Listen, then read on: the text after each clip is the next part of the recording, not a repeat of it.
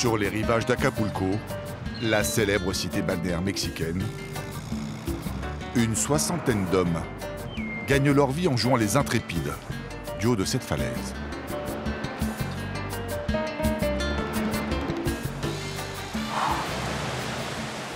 On est prêt. Un peu nerveux, mais on va plonger de la falaise.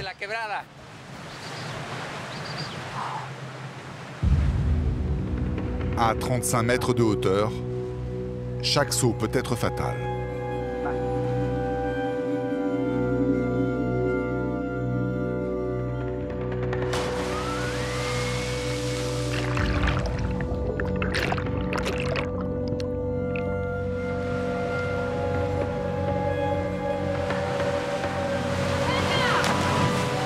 Ces plongeurs de l'extrême habitent les quartiers pauvres dans les hauteurs de la ville.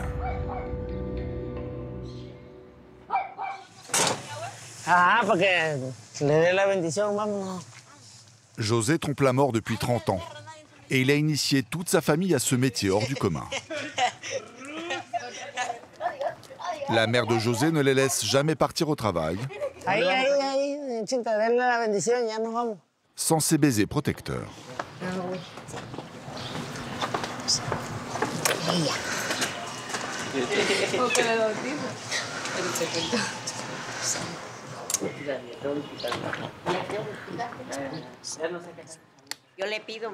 Je demande beaucoup à la Vierge et à Dieu pour que tout aille bien. Je lui demande qu'elle les protège lors de leur plongeon parce que c'est dangereux. Je suis toujours très émue et très fière de toute la famille. Que Dieu soit avec vous, que la Vierge vous protège.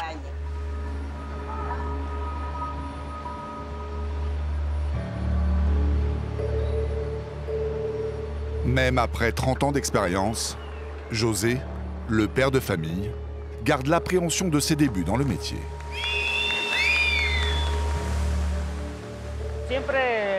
On a quand même toujours le vertige, la peur de l'altitude. Le vrai risque quand tu rentres dans l'eau, c'est de te cogner et de te blesser.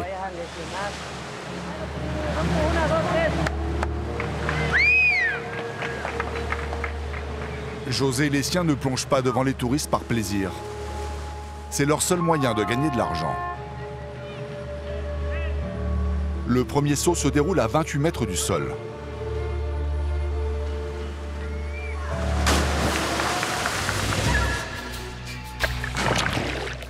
José n'a pas sauté à l'aveugle, loin de là. Avant de s'élancer, les plongeurs attendent la vague. Elle fait passer le fond de 4 à 6 mètres. 2 petits mètres, qui évitent qu'il ne s'écrase au fond de l'océan.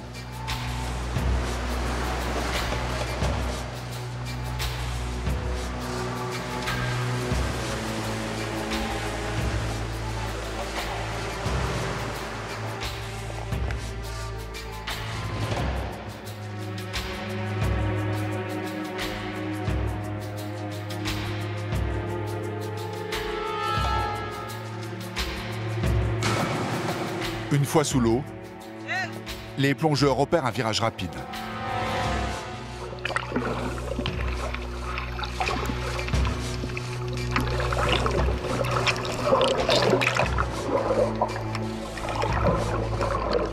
Bizarrement, quand sa fille Iris a commencé le métier, pour José, le plus dangereux n'était pas qu'elle se jette dans le vide. La première fois que je suis venue ici, voir mon papa, j'avais 4 ou 5 ans. J'ai vu ce qu'il faisait et j'ai aimé ça. Je voulais imiter mon papa. J'avais peur qu'elle tombe. Le plus dangereux, c'est d'escalader en fait. C'est plus difficile de grimper sur les rochers que de plonger. C'est au tour de son gendre Alexis de s'élancer. Mais cette fois-ci, de 35 mètres, soit la hauteur d'un immeuble de 10 étages. Quand tu arrives en haut, les pieds au bord du précipice, tu ressens la peur et le stress. Et tu espères que tout se passera bien.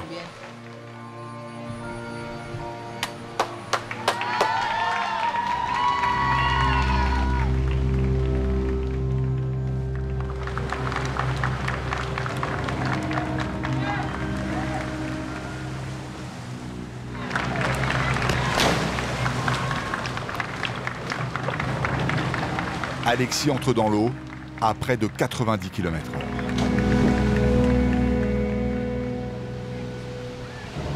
« 67 plongeurs se partagent la falaise depuis plus de 80 ans.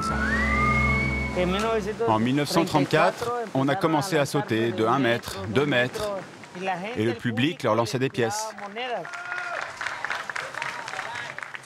On n'est pas beaucoup à se lancer de cette falaise, c'était la première. C'est une tradition. Aujourd'hui, pour moi, c'est devenu un travail. Je subviens aux besoins de ma famille, mes enfants, ma mère, tout le monde en profite. J'essaye de faire du mieux possible.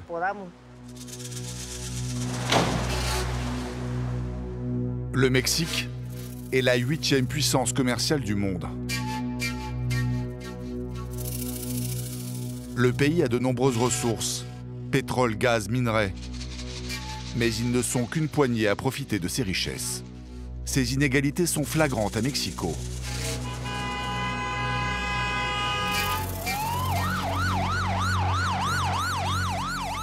La capitale est débordée par ses 20 millions d'habitants.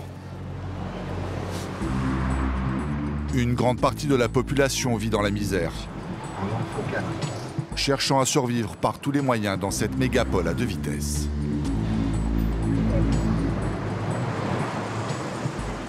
Pour échapper à la pauvreté, cet homme exerce un métier aussi dangereux que repoussant.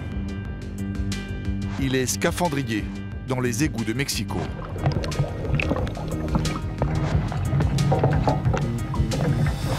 Dans les campagnes, certains travaillent toute une vie comme des forçats pour s'en sortir.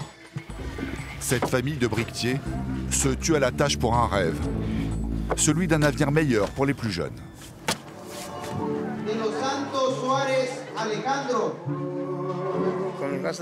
Ma fille veut continuer à étudier. Si Dieu veut qu'elle réussisse ses études, tant mieux.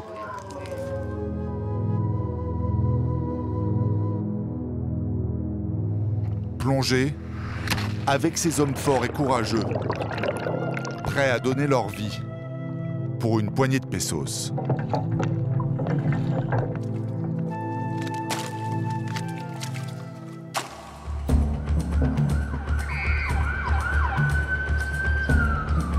Mexico est l'une des villes les plus polluées du monde.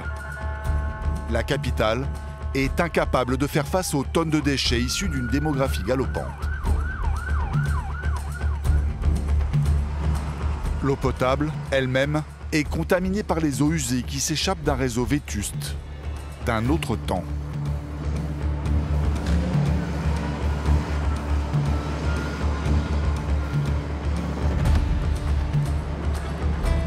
Les machines seules ne parviennent pas à combattre ce fléau. Un homme plonge quotidiennement dans les égouts pour nettoyer les pompes obstruées par les déchets. Checa la presión de los tanques, por favor. Batería, agua, umbilical, ganchos. Julio César Camara, 55 ans, est le scaphandrier des égouts de Mexico. Un métier unique au monde. Dans cette station de drainage, il y a beaucoup de poubelles, donc on va vérifier ça, surtout après toute la pluie qu'il y a eu. On va faire une inspection. Le drainage des égouts de la ville de Mexico, c'est vraiment spectaculaire. C'est une grande œuvre d'art des ingénieurs. Le problème, c'est les poubelles. Si ici à Mexico, on ne jetait pas les poubelles dans la rue, il n'y aurait jamais d'inondation. On n'aurait pas besoin de déboucher. L'eau coulerait sans aucun problème.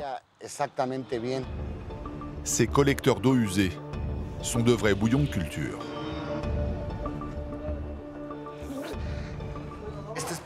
Cette eau est dangereuse. Il y a de tout dans cette eau. Des déchets chimiques, des animaux, des humains. Cette eau est trop polluée. Si je n'utilisais pas ce scaphandre, cette combinaison sèche, je me mouillerais et j'avalerais de l'eau. Ce serait presque ma mort assurée.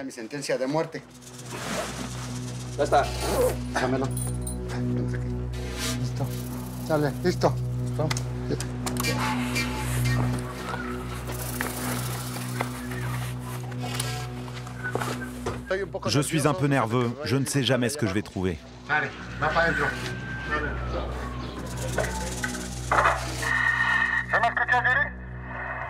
Sí, fuerte, claro. Para que me escuche, ¿ya vamos a bajar?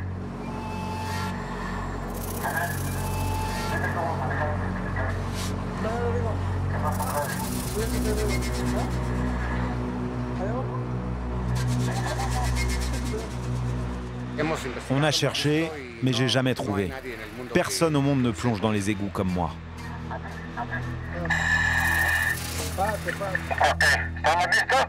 Listos. Te la voy a subir tantito, están 130. 140. Aguanta. Vamos. Oye, el umbilical, por favor, que no se enrede con la canastilla. Ok, aquí lo cuidamos. Un cordon ombilical lui permet de respirer et de communiquer avec la surface. Estoy fuera de la canastilla. Sí. Necesito el muro. Sí, a tu derecha. Purga. No veo. Vale, voy para abajo. Vas para abajo.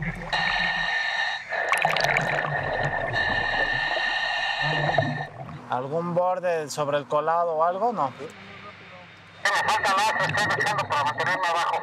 Ah, ok, copiado. Le récurage se fait par 18 mètres de profondeur.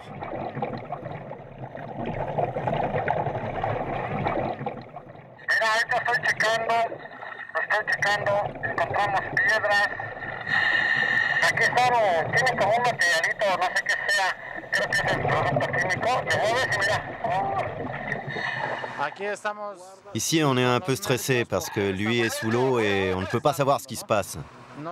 On ne sait pas comment il se sent, donc il continue à parler pour qu'on sache tout le temps qu'il va bien. S'il arrête de parler, c'est qu'il lui arrive quelque chose. Souvent, il chante et comme ça, il nous rassure et nous transmet sa confiance. Et on sait que tout va bien.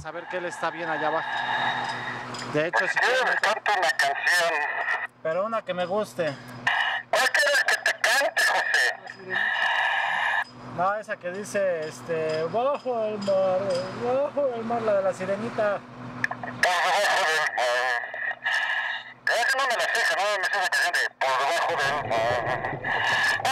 del mar. A ver, alto. Ok, es que estoy dejando mi huella, estoy poniendo mi nombre. Todo lo que se les ocurra. Tout ce que vous pouvez imaginer, je l'ai trouvé là-dessous.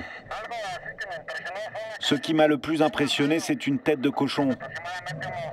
Elle faisait 4-5 mètres d'épaisseur, car elle avait gonflé.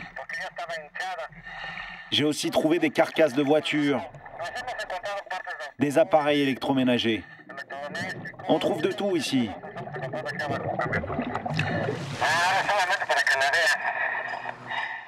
Julio reste rarement plus de 20 minutes au fond des égouts. Está más rico allá abajo que aquí arriba. Échate uno clavado. Me echa un brinco desde aquí, tú. Après chaque plongée, l'équipement est désinfecté. Aucune goutte de cette eau sale ne doit entrer en contact avec sa peau. Ce qui me fait le plus peur dans mon travail, c'est que le cordon se casse et que je n'ai plus d'air. Ça, c'est un des gros problèmes que je peux rencontrer. Je peux rester coincé ou un gros objet peut me tomber sur la tête. Le travail est dur, physiquement très dur.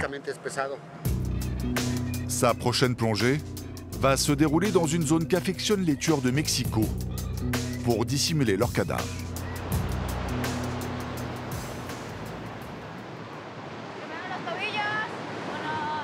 À 500 km de là, sur les falaises d'Acapulco, les plongeurs de haute voltige prennent soin de leur outil de travail. 1, 2, 3, 4.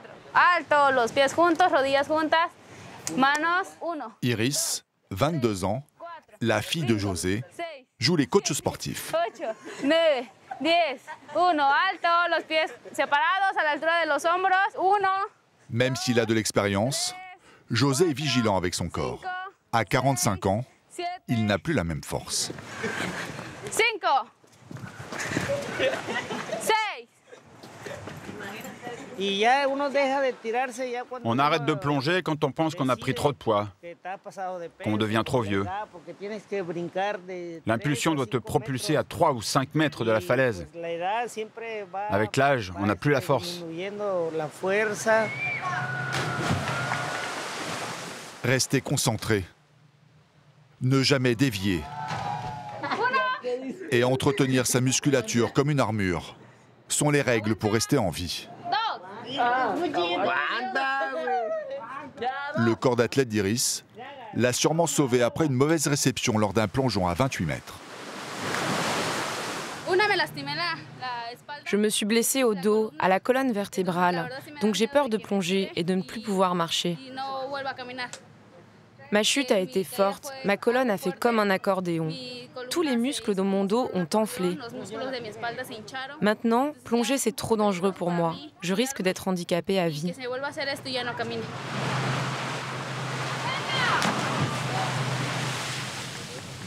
Au quotidien, les petits bobos sont nombreux. Après l'entraînement, José accompagne son fils chez le médecin. Le jeune homme de 19 ans s'est blessé en plongeant. La salle d'attente rappelle à José le pire accident qu'il ait eu. Une fois, j'ai touché des pierres au fond de l'eau et je me suis fait une entaille ici, d'au moins 10 cm. C'était impressionnant. Une plaie ouverte de 10 cm. Mais on n'a eu que des petites blessures, jamais d'accident mortel. Son fils plonge au minimum 70 fois par semaine. Un régime intensif qui met cet tympan à rude épreuve. ¿Cuál es el motivo de la consulta? Me está doliendo el oído. La verdad, tuve un accidente en el oído y tengo... ¿Un accidente qué, perdón? En el oído. Lo tengo inflamado, no puedo comer, me está doliendo la parte de la mandíbula. ¿Usted es clavadista? Sí, es practicante, pues. Ok. De la agrupación. Pasa directamente con la rodilla. Plongeur, une vieille histoire de famille. Dans les années 30, le père de José faisait lui-même partie des premiers voltigeurs d'Acapulco. Ça, c'est mon père. C'est mon papa quand il a plongé pour la dernière fois. C'était le 60e anniversaire de la falaise. Ça, c'était lors d'un championnat de jeunes. Mon frère a gagné. Moi, je suis arrivé 2e. Et lui, là, 3e. Ici, c'est ma fille, Iris, quand elle a battu le record Guinness. Parce que c'était la plus jeune à plonger de 18 mètres. Pour moi, ce fut une surprise qu'on me donne ce livre. Et je ne savais pas non plus que le gouverneur allait venir et me remettre un prix, entouré de toute ma famille. Le dernier né de la famille, Yann, 10 mois, a un avenir tout tracé. Même si son père, Alexis, aimerait changer le destin familial. J'aimerais bien voir mon fils plonger, mais en même temps, ça me fait peur. Franchement, je ne souhaite pas le voir plonger de 28 ou 35 mètres. C'est quelque chose que je n'espère vraiment pas. Je pense qu'il vaudrait mieux qu'il étudie et choisisse un autre sport. Alexis est devenu l'un des meilleurs plongeurs d'Acapulco. Il a pris la relève de son beau-père, José.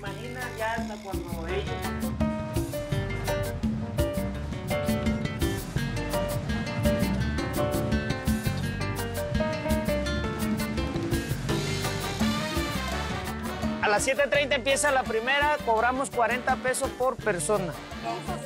Dos. ¿No hay descuento? No, jefa, todas las misiones. Trop vieux pour plonger tous les jours, José n'assure plus le spectacle qu'1 jour sur 2.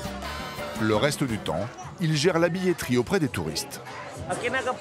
Ici, à Acapulco, le tourisme est saisonnier. En ce moment, pendant les vacances d'été, ça marche un peu mieux. On peut arriver à gagner entre 100 et 150 euros en 15 jours.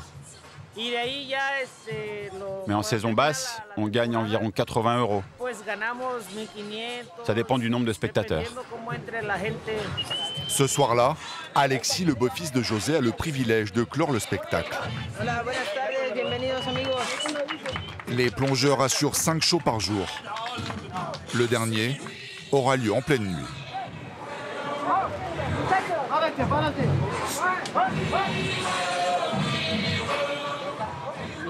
Tout va bien. Un peu nerveux, mais ça va. Ce soir, c'est Alexis qui aura le privilège de réaliser l'ultime plongeon nocturne. Le plus dangereux. C'est aussi le plus rentable. Alexis va, grâce à ce saut, récolter la moitié des pourboires.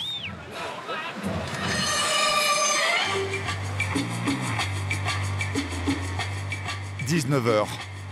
Sur l'aire de Mission Impossible, les 9-12 ans ouvrent le spectacle avec des sauts à 18 mètres.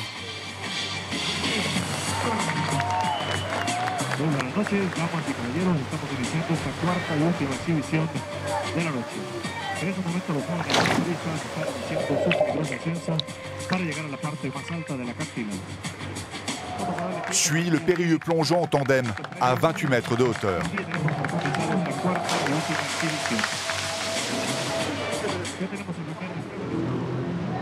C'est l'heure du saut à 35 mètres. Avant de s'élancer, Alexis attend la vague et ses 2 mètres d'eau supplémentaires qui l'empêchent de s'écraser sur les rochers.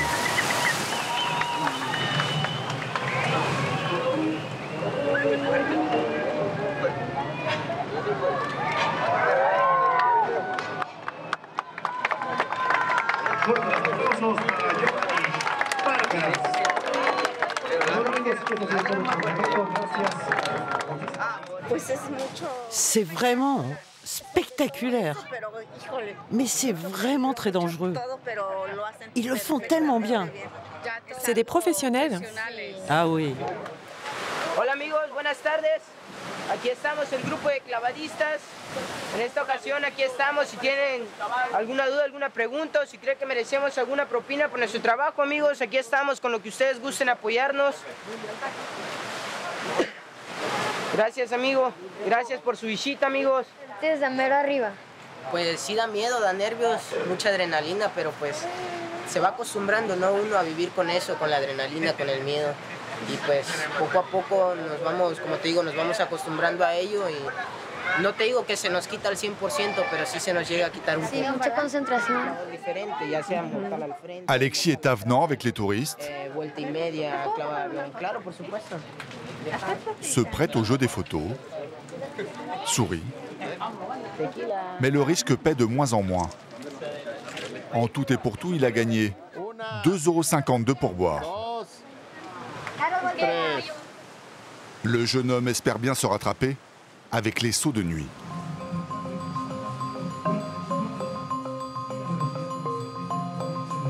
Devant le danger que représentent ces plongeons sans visibilité, les touristes sont souvent plus généreux.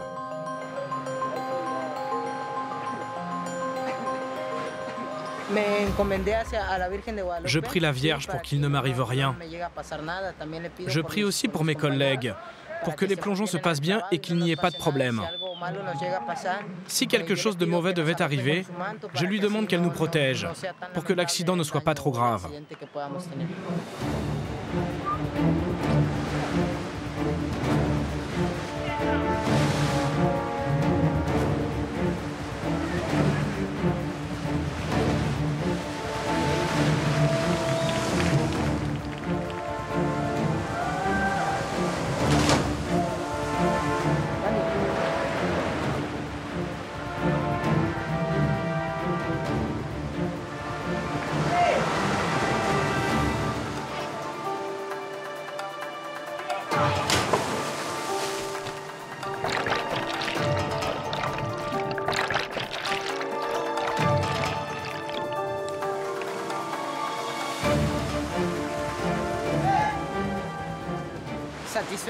Je suis content, tout s'est bien passé. Une fois de plus, je suis en vie. Je peux recommencer. Je suis prêt à faire un autre plongeon.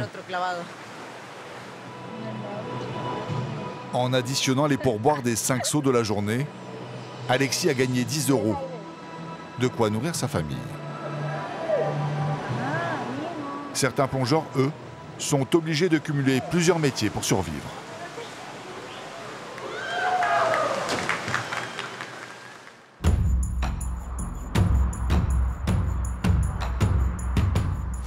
À 200 km de Mexico, des hommes soulèvent des tonnes de terre à la force des bras.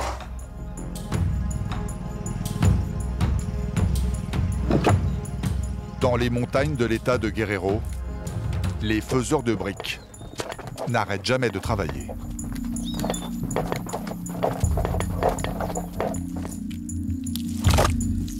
La dureté du travail se retrouve à chaque étape de la fabrication qui commence à l'aube. Ici, rien n'a changé depuis 11 000 ans. Les gestes de ces ouvriers sont les mêmes que leurs ancêtres aztèques, à part peut-être la brouette. Javier, 45 ans, est le propriétaire de cette briqueterie. C'est le début du travail. Il faut creuser la boue. Après, on l'emporte dans les puits, où on fait le mélange.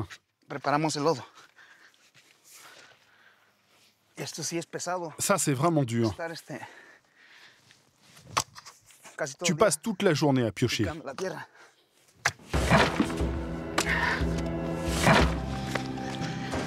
Confectionner des briques demande plusieurs étapes exténuantes.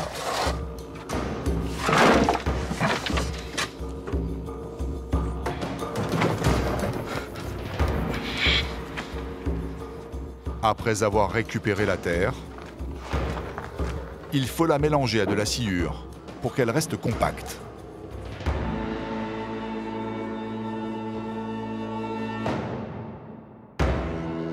Puis une fois moulée, il faut attendre qu'elle sèche en la retournant sur chaque face, et ce, sur des milliers de briques.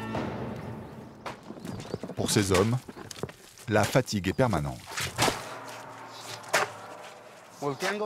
On retourne la terre. C'est 5 à 6 passages. On le fait 6 fois. Ça aussi, c'est vraiment dur.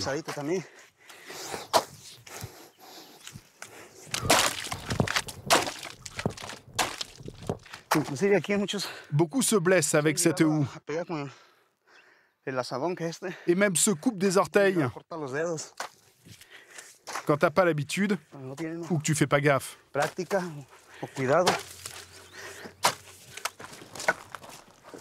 Une fois les briques sèches, Javier et ses hommes les empilent pour constituer un four. Un petit édifice de 20 000 briques. On n'arrête pas de bosser toute la journée. En fin d'après-midi, ça commence vraiment à faire mal au dos. Ça fait mal. C'est très fatigant.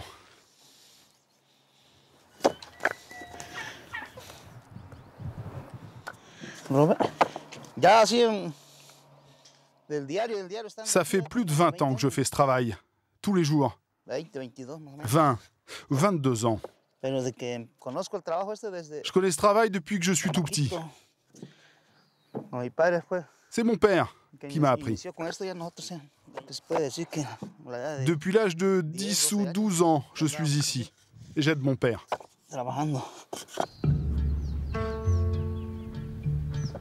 La construction du four leur prend près d'une semaine.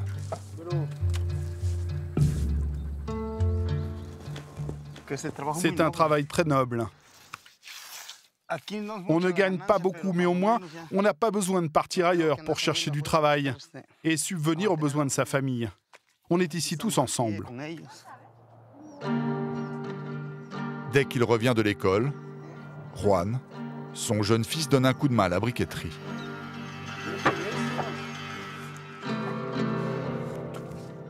Seule Brigitte, la petite dernière, échappe à cette corvée. Elvira, sa femme, quant à elle, ne fait plus que de menus travaux.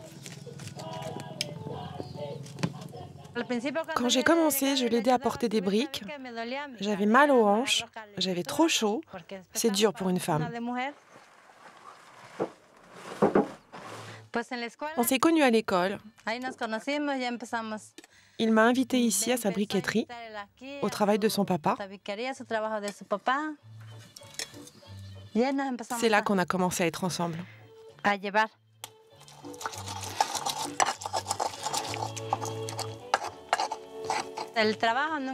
Le travail se fait en groupe. Les enfants, moi, on ne l'a jamais laissé tout seul. Tous ensemble. Tout le monde y met son petit grain de sable. Sí. Digo de una vez. Ya son las 11:30. Mientras remojas eso, que se... Sí, porque ya es tarde.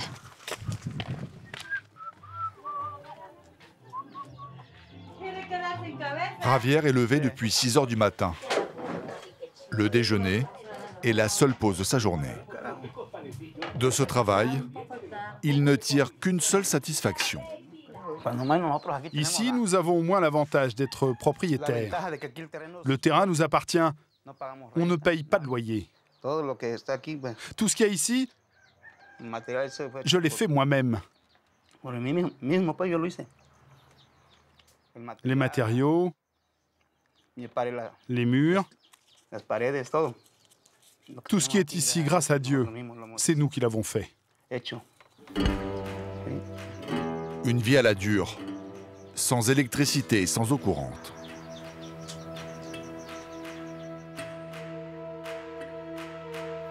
L'État de Guerrero est l'un des plus pauvres du Mexique. Les infrastructures sont quasiment inexistantes. Javier et les autres bricotiers de la région ont dû créer leur propre réseau d'eau. Seul problème, les familles doivent se partager les tuyaux.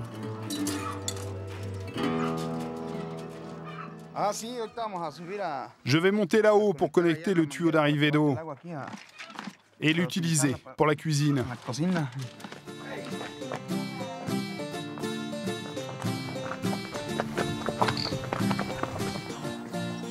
Deux fois par semaine, Javier parcourt 2 km en montagne pour se raccorder à la source.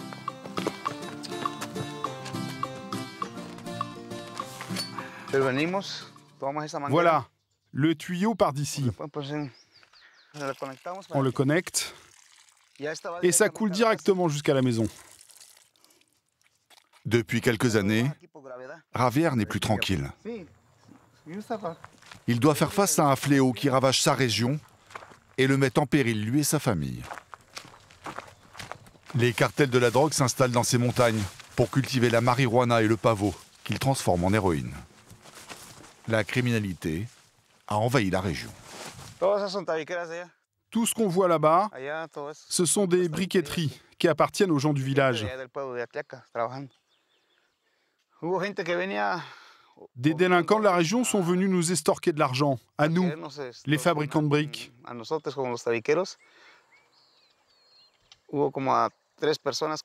3 jeunes se sont fait enlever. Les ravisseurs ont demandé une rançon à leur famille. 2 de ces jeunes ont disparu et se sont fait tuer. En tout cas, on ne les a jamais retrouvés. Depuis ces événements, les habitants du village ont formé une milice et se protègent comme ils peuvent.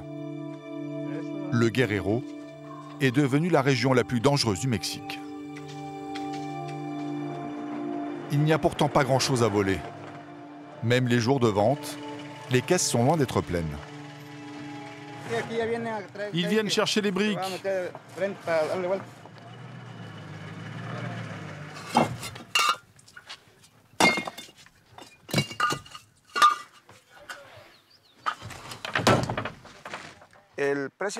Le prix d'une brique, c'est 7 centimes. Les 1000, c'est 70 €. C'est minimum 20 000 briques par four.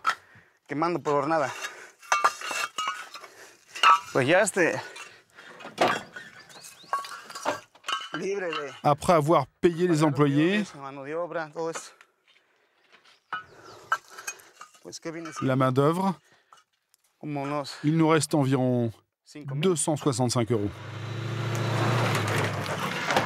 Son travail de force l'éreinte pour 3 fois moins que le salaire moyen mexicain.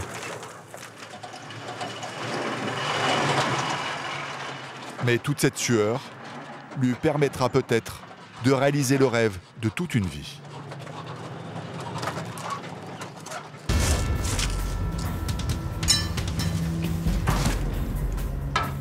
À Mexico, Julio, le scaphandrier, gagne un salaire beaucoup plus confortable de 1 000 € par mois.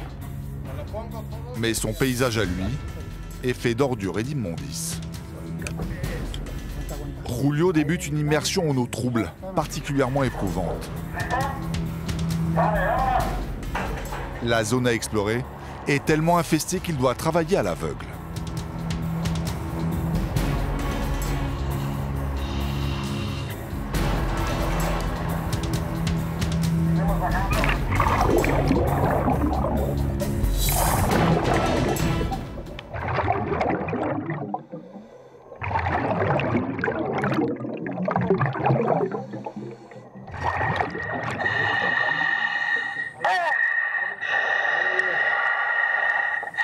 ¿Todo bien?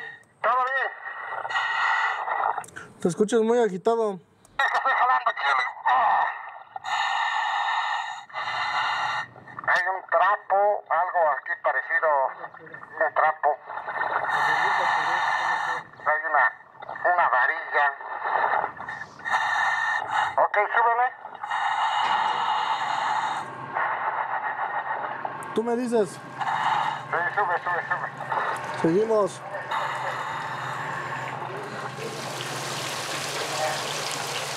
¡Anto! ¿Sabes qué? Bájame de una vez y saco toda esta basura, polines que hay aquí. Bájame de una vez. Sí, es parte del trabajo cotidiano. Ça, c'est le travail quotidien pour que ces grilles fonctionnent correctement. C'est ça qui bloquait. C'est ces gros bouts de bois qui gênaient la fermeture de la grille.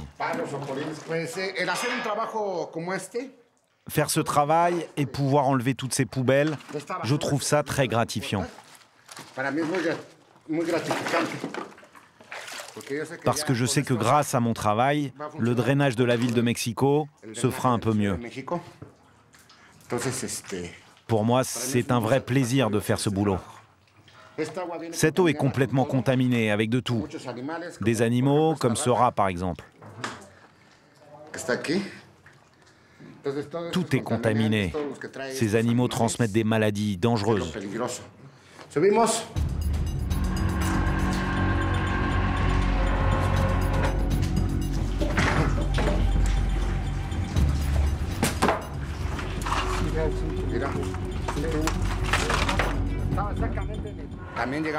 On trouve aussi des corps humains.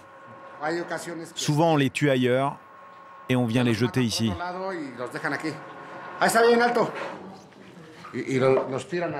Ils les jettent dans les égouts.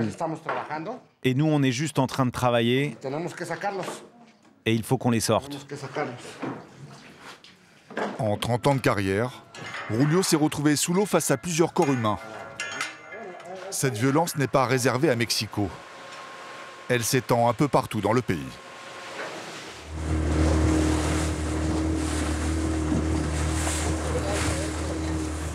José et sa famille de plongeurs de haut vol n'ont pas les moyens de vivre uniquement de leur talent.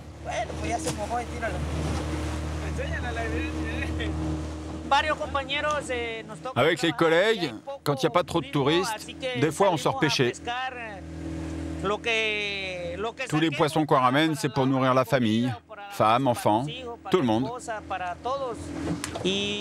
J'ai quelques collègues qui pêchent toute la nuit ou toute la journée et qui vendent le poisson pour amener de l'argent à la maison.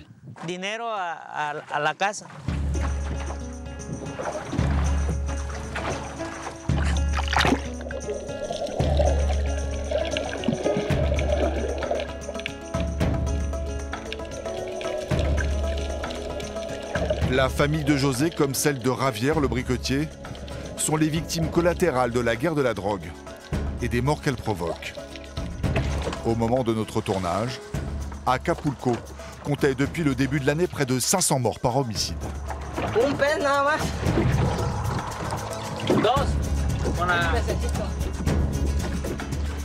La criminalité a fait fuir les bateaux de croisière. En 10 ans, ils sont passés de 180 à 3 ou 4 par saison.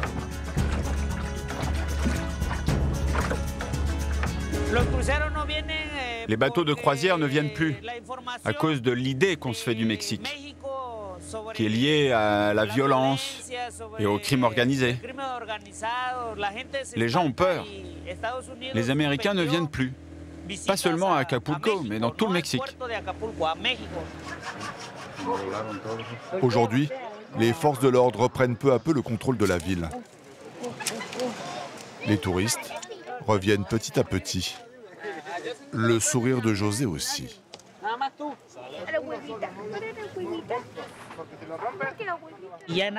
L'après-midi, ça fait du bien de passer un bon moment en famille.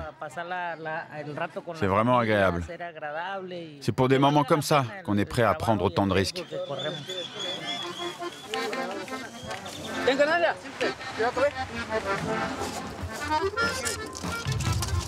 Chez les plongeurs, il n'y a jamais eu de crise de vocation. Les sensations fortes, les montées d'adrénaline se transmettent de père en fils depuis près de 80 ans. Un air de fête plane sur la briqueterie. Javier et sa femme ont sorti leurs plus beaux habits. Ils vont assister à la remise de diplôme du passage en 6e d'une petite cousine. Une fierté dans la famille.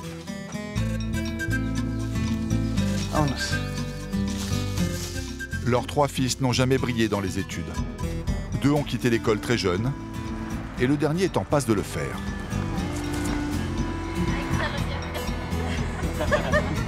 Javier et sa femme espèrent que leur fille suivra les traces de sa cousine.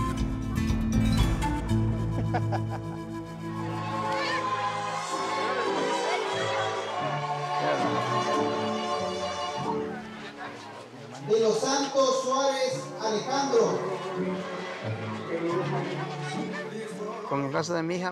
Ma fille veut continuer à étudier. On en a parlé avec toute la famille. On va la soutenir au maximum. Si Dieu veut qu'elle réussisse ses études, tant mieux.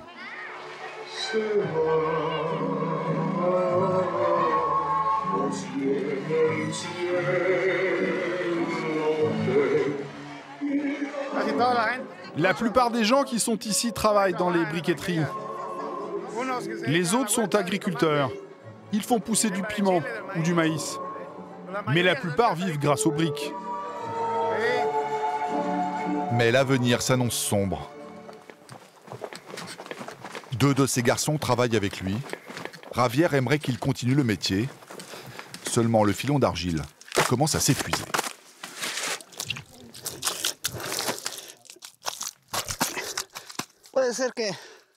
Je dis à mes fils que ce serait mieux pour eux qu'ils apprennent un autre métier. Ce serait un peu mieux. Car le terrain ici, où travaille la famille, c'est fini. Mais c'est pas grave. On peut chercher autre chose ailleurs. Louer un terrain, même si on gagne moins. Tant pis.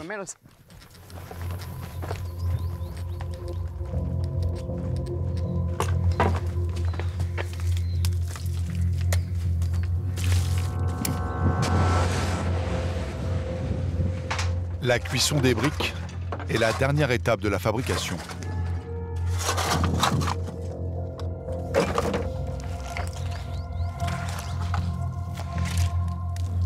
Devant cette tour de Babel, son fils Éléazar, 19 ans, se prend à rêver.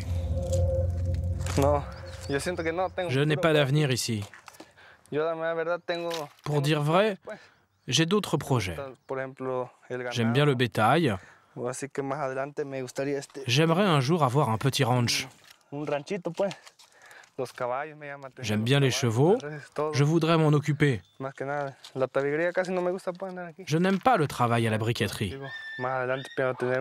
Si Dieu le veut, j'aurai mon petit ranch.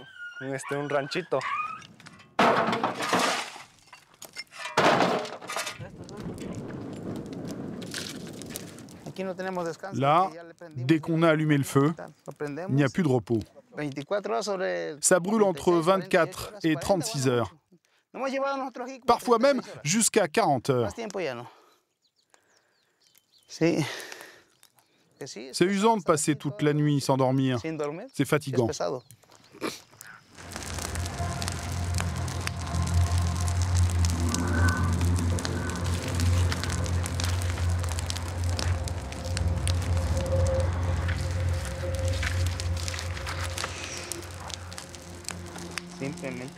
Ma vie est ici, tout simplement. J'ai toujours travaillé comme ça. Si Dieu le veut, je vais continuer à vivre et à travailler dans la construction. Jusqu'à la fin, on travaillera.